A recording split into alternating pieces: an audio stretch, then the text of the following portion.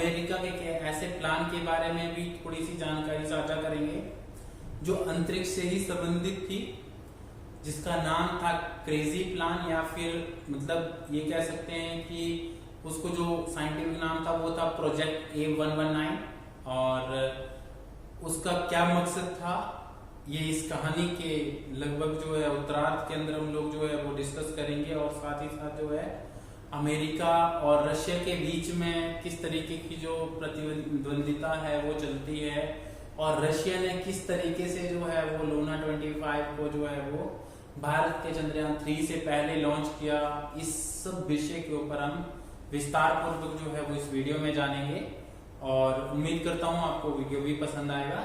Luna 25 कौन से देश का उपग्रह था और क्यों वो क्रैश हो गया, वो कहाँ जा रहा था, इसके ऊपर हम थोड़ी सी चर्चा करेंगे।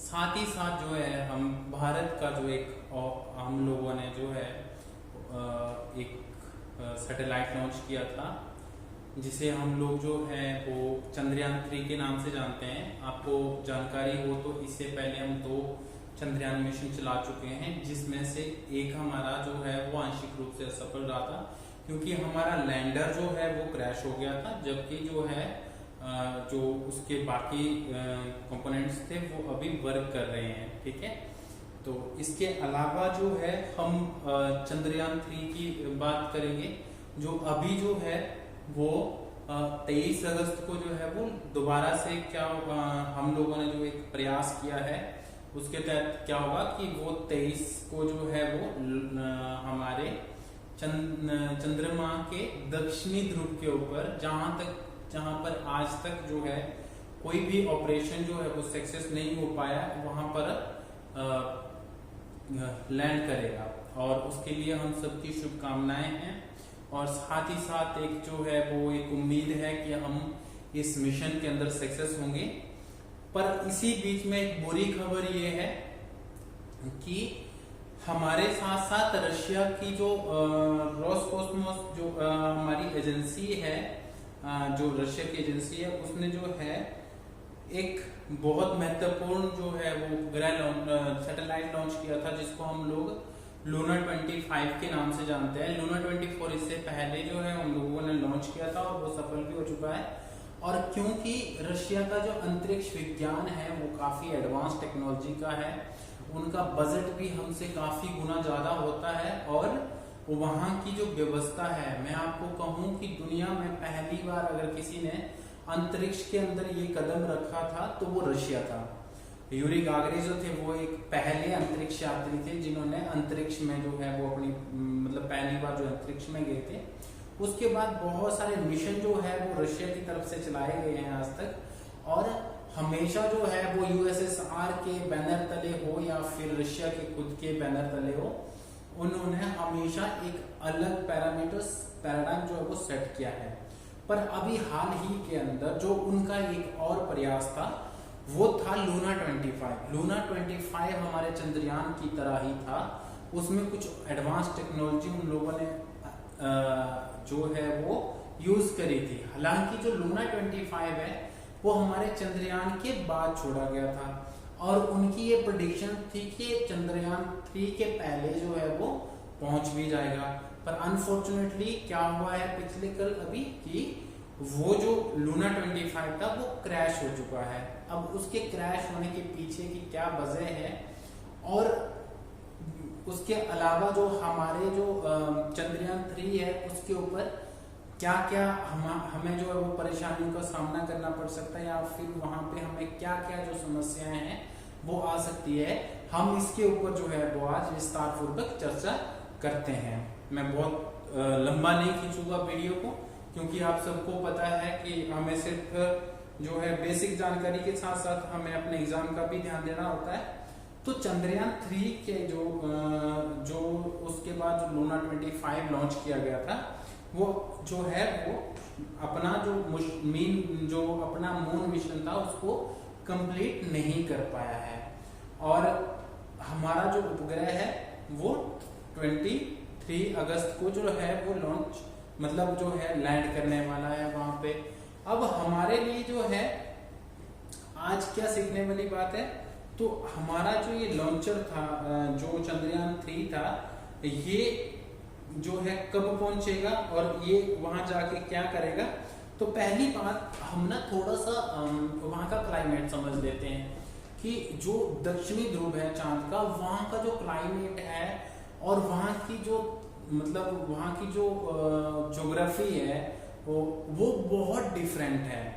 आज तक जो है वो अमेरिका, रशिया, चाइना और अब भारत जो है वो चौथा देश बन जाएगा जो लैंडर जो है वो लैंड करेगा, क्या बोलते हैं, सॉरी, चंद्रमा के ऊपर, ठीक है। और वो भी दक्षिणी ध्रुव पर अगर लैंड करने में भारत सफल होता है तो ऐसा करने वाला वो पहला देश बन जाएगा। अब दक्षिणी जो है वो दक्षिण ध्रुव जो काफी सुदूर, मतलब काफी दूर है, चंद्रमा का जो हिस्सा हमें दिखता है उसके बिल्कुल वो ऑपोजिट के अंदर है। और अगर हम उस मिशन के अंदर सफल होते हैं तो ऐसा करने वाले हम पहले देश बन जाएंगे। परंतु हमसे पहले इस टेक्नोलॉजी को जो है, इस किताब को जो है वो हासिल करने के लिए रशिया ने पुरजोर कोशिश करी थी। हमारे बाद जो है वो एक उन्होंने मिशन लॉन्च किया और वो मिशन जो है अगस्त 10 को लॉन्च किया गया था और बहुत कम समय के अंदर जो है वो हमारा जो 21 को जो है वो लैंड करने वाला था, बट अनफॉर्चुनेटली वो क्रैश हो चुका है। अब जो है भारत के पास फिर से ये मतलब एक गोल्डन चांस है, गोल्डन अपॉर्चुनिटी है कि हम लोग इस चीज को हासिल करें। वहाँ का वेदर, वहाँ की कंडीशंस, वहाँ के गड्ढे काफी ज्यादा खराब है, पर हमारे भारत की जो महत्वाकांक्षा है, हमारे भारत की जो एक जो जुझारूपन है या फिर जिजीविषा है, उसके आगे मुझे लगता है कि इस बार चांद भी जो है वो सजदा करेगा भारत के लैंडर का। और उम्मीद है कि 23 अगस्त को हम जो है अच्छे से लैंड करवा पाएंगे। और पिछली बार हमारा जो मिशन है वो आंशिक रूप से असफल हुआ था, चंद्रयान 2। अब आप सोच रहे होंगे कि 10 अगस्त को अगर लॉन्च हुआ है और 21 अगस्त को पहुंच रहा है, तो जो भारत का जो मिशन था वो लॉन्च हो गया था 14 जुलाई को। तो भारत को इतना टाइम क्यों लगा? तो लगभग 1 महीने ज्यादा समय लगा, और मतलब कंपैरेटिवली लूना 25 के। तो मैं कहूं कि हमने जो लॉन्च किया था वो हमारा जो लॉन्च व्हीकल था वर्तमान में, वो लॉन्च व्हीकल जो था वो कैसा था, चंद्रयान 3 के लिए हम लोगों ने LVM-3 का जो है मार्क 3 LVM-M3 का जो है हम लोगों ने प्रयोग किया है उस चीज के लिए, चंद्रयान को लॉन्च करने के लिए। अब हमारा जो LVM जो है ये कंपैरेटिवली क्या है कि जो लॉन्च व्हीकल है हमारा, ये LVM-3 जो है ये काफी ज्यादा जो कमजोर है, मतलब कमजोर मीन्स कि देखो पता क्या होता है कि LVM जो 3 है ये कंपैरेटिवली जो रशिया का जो रॉकेट लॉन्चर है उससे सस्ता तो पड़ता है, पर उतना शक्तिशाली ये नहीं है। मतलब रशिया ने अगर हमने कोई उपग्रह सैटेलाइट लॉन्च किया तो हम जो है वो चंद्रमा का जो गुरुत्वाकर्षण बल है, हम जो है उस गुरुत्वाकर्षण बल के सहारे जो है वो एक लंबी जर्नी पर जाते हैं, ताकि हमारा जो फ्यूल है वो कम से कम खर्च हो और उपग्रह जो सैटेलाइट हम लॉन्च कर रहे हैं उसके ऊपर कम से कम हमारा खर्चा लगे। कंपैरेटिवली रशिया में क्या है कि उनके पास फ्यूल की कमी नहीं है, उनके पास बजट की कमी नहीं है, वो एक विकसित कंट्री है और काफी ज्यादा जो है उनके पास रिसोर्सेज है कंपैरेटिवली इसरो के। तो रोसकॉस्मोस जो है वो इन चीजों से अलग होकर के जो है वो सीधे इतनी स्पीड से जो है वो रॉकेट को लॉन्च करता है, वो सीधे चंद्रमा की कक्षा में प्रवेश कर जाता है और इसीलिए उसका जो समय है वो कंपैरेटिवली चंद्रयान 3 के कम लग रहा है। और जो हमारा चंद्रयान 3 है वो एक लंबी परिक्रमा करते हुए जो है वो क्या करेगा, मतलब चंद्रमा की कक्षा में प्रवेश करने की कोशिश करेगा और वो पूरी की पूरी इतनी लंबी दूरी को तय करते हुए दक्षिणी ध्रुव पर पहुंचेगा और वहां पे क्या करेगा कि लैंड करेगा। अब इसके जो हम लोगों ने मतलब ये तो होगी उसकी व्यवस्था की बात। अब हमारे लैंडर के साथ भी क्या हो सकता है। अब देखो कि जैसे रशिया ने पहले ही क्लियर किया था कि हम लोगों का जो मिशन है वो अलग अलग जगह पे हम लोग लैंड करेंगे। हमने जो है वो अलग जगहों को चिन्हित किया है, भारत ने जो है वो अलग जगहों को चिन्हित किया है, पर ऐसा कुछ हुआ नहीं। उन्होंने जहां पे जो जगह चिन्हित करी थी वहां पे उनका जो रॉकेट है वो पहुंच नहीं पाया है और लूना 25 जो है वो बेचारा जो है असफल हो गया है और इस तरीके से जो रशिया की जो कोशिश थी वो नाकाम हो गई है।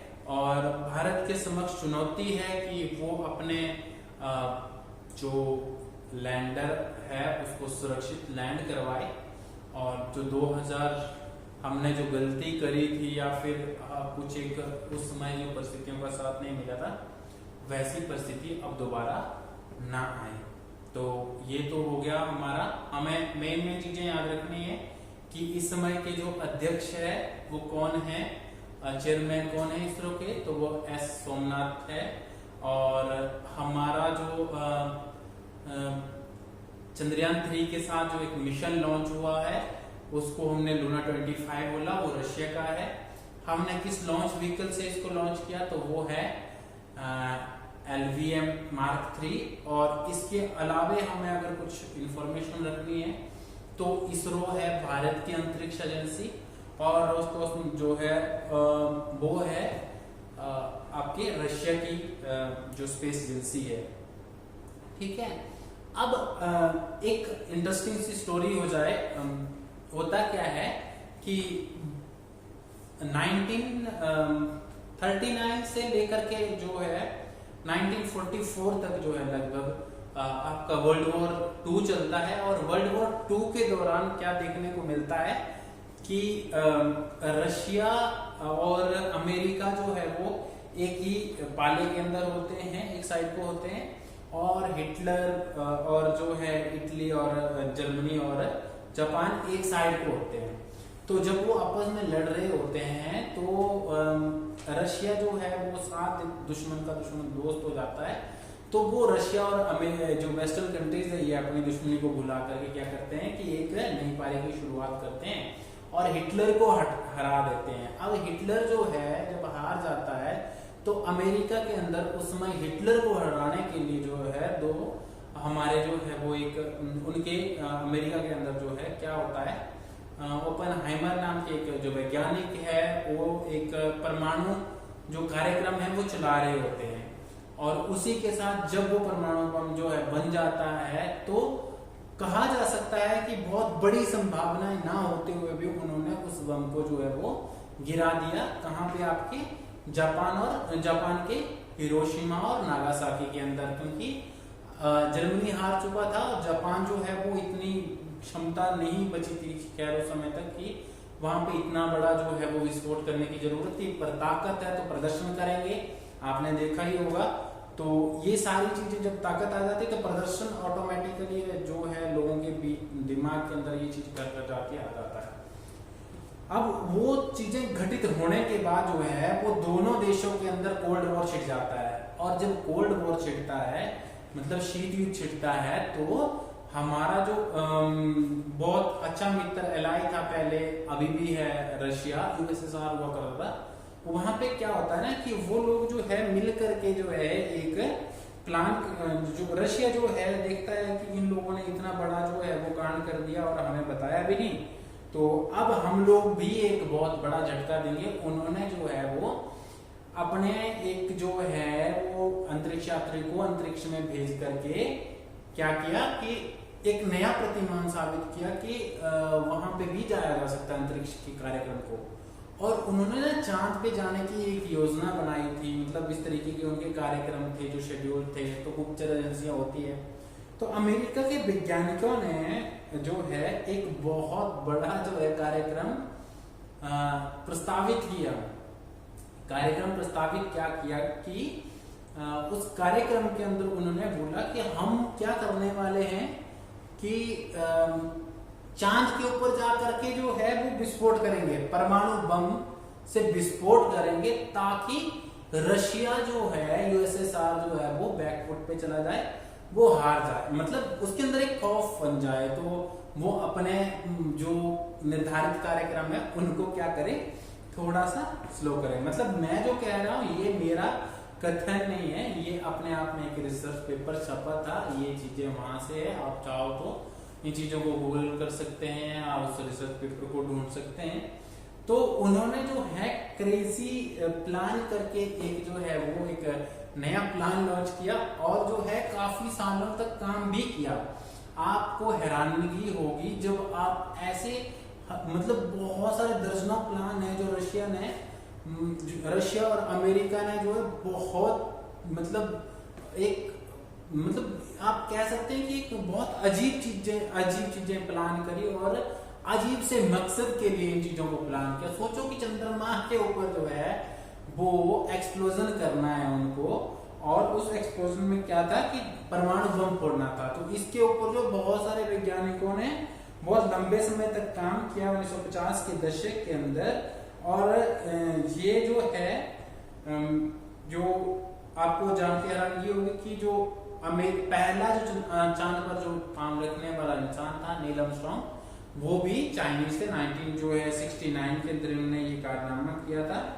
और जो ये शोध पत्र जो था वो है अ study of lunar research flights part 1। तो इसके तहत जो है मैंने जो आपको जानकारी दी ये उसमें उपलब्ध है। और एटम जो बम था उसका विस्फोट उन्होंने वहां पे करना था। और जो इसके लेखक है वो एल रेफेल और लर्न रेफेल है, जो अमेरिका के लोकप्रिय परमाणु कार्यक्रम का भी हिस्सा थे।